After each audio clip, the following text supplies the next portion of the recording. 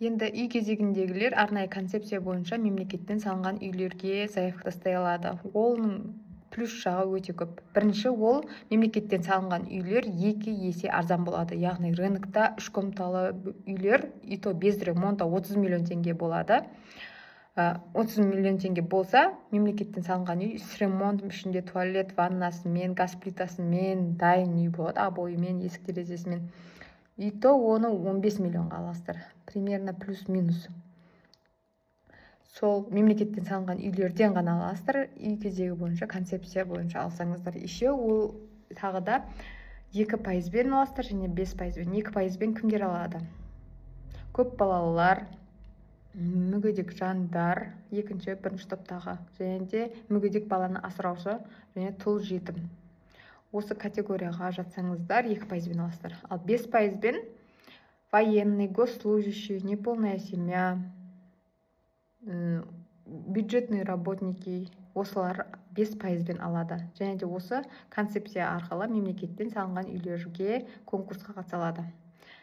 Сәйкесінше кім очередке ерте тұрды, солар бірінші ұтып кетеді. Оның енді төлем қабілеттілігі туралы айтатын боламыз. Төлем қабілеттілігі жалпы бәріне оңай тілде түсіндіруге тырысамын. 2%-бен алатындар, яғни жаңылдегі көп балалы, инвалид баласы бар, немесе өзі инвалид, немесе тұл жетім болсаңыздар, сіздерге төлем қабілеттілігін әр адам басына шығын 5 МРП. 5 МРП деген 20 000 теңге примерно. Әр жылы әр қалай өзгереді МРП соған қарай.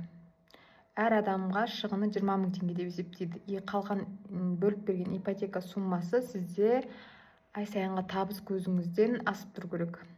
Табыс көзін ИП арқылы да жасауға болады. Яғни өзіңіздің ИПіңіз болса, 1 жылдан асу керек сол ИП. Немесе бір ИП-ға тіркелетін болсаңыз жұмыс ретінде, олай да жасауға болады. 1 жылдан асқан ИП болу керек. Ай сайын пенсионкаңыз қарайды, пенсионкаңызды жүргізіп отыру керек. Соңғы 6 айды қарайды, есептейді.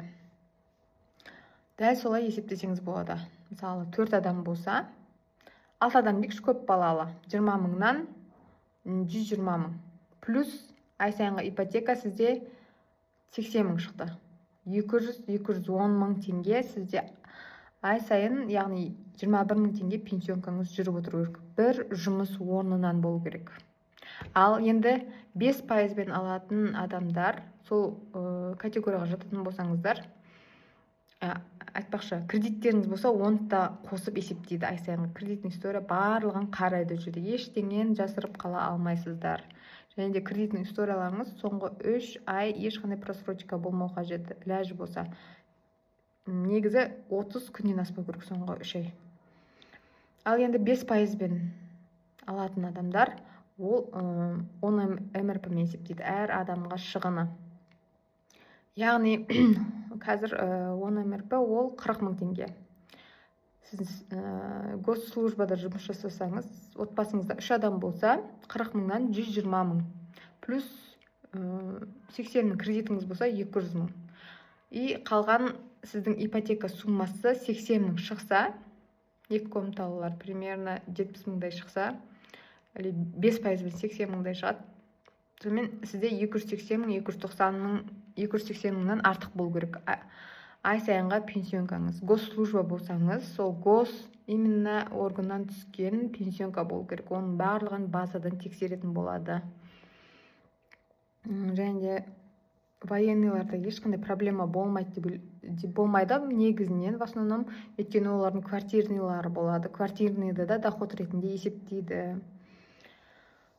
Оның барлығы адам басына шаққанда және кредиттеріңізден артық сумма сонша болу керек. Если ондай сумма болмаса, сізде дайындалу жолы солай 1 жылға толған ИП-дан жұмысшы ретінде тіркелесіздер да, немесе өзіңіз ИП-іңіз болса 1 жылға толған, өзіңізге айлық жүргізесіз. Әр заднемен құйылған есептелмейді. Әр пенсионка өз уақытында налогтарын төлеп отыру керексіз. Пенсионканы әр айдың 25-не дейін келесі айдың 25-не дейін пенсионканы құйып отыру қажетсіз. Өйткені түскен уақытты есептейді. Если бірден салатын болсаңыздар, бір уақытта түседі ғой, оны үлкен сумма ретінде қарайды базада. Жалпы төлем қабілеттілігін осылай растауға болады. Сіздерге қарапайым түрде жеткіздім. Түсініксіз болса қайтадан тоқтатып көрсеңіздер, есептесеңіздер болады. Жалпы қарапайым тілде түсіндіргенде осылай.